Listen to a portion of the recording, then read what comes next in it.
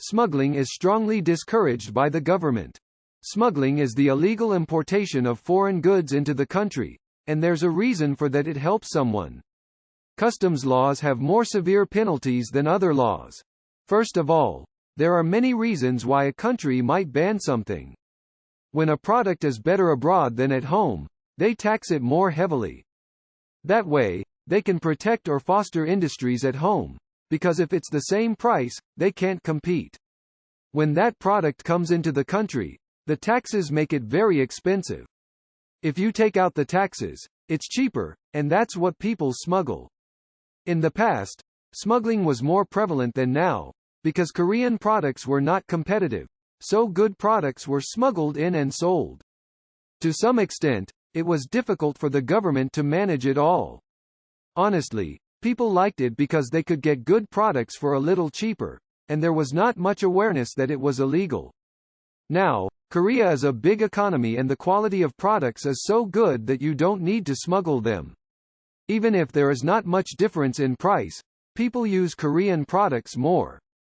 Nowadays, people smuggle things that shouldn't be imported or expensive luxury goods.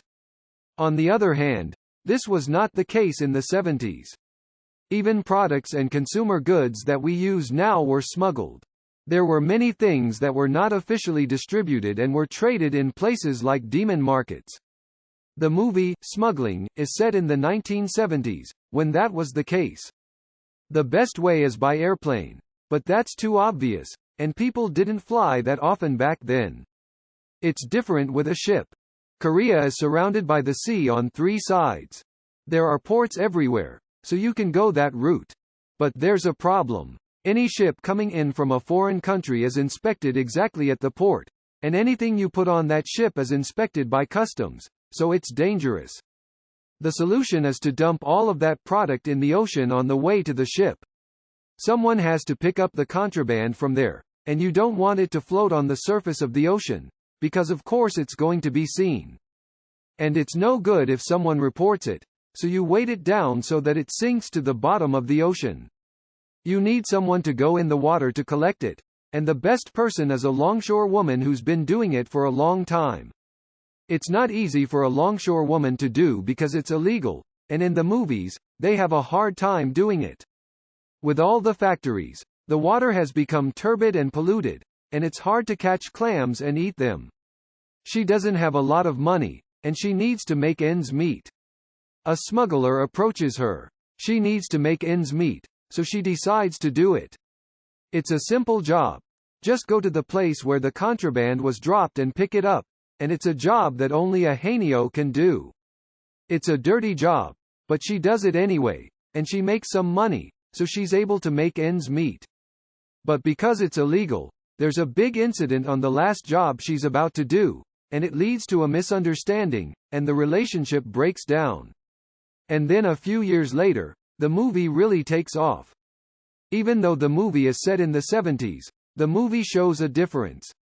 The movie shows the past, not the present, in an old movie like screen size. It's a bit long, about 20 to 30 minutes, so I don't know if it was necessary to do that, and I think it would have been better to show the filters analog.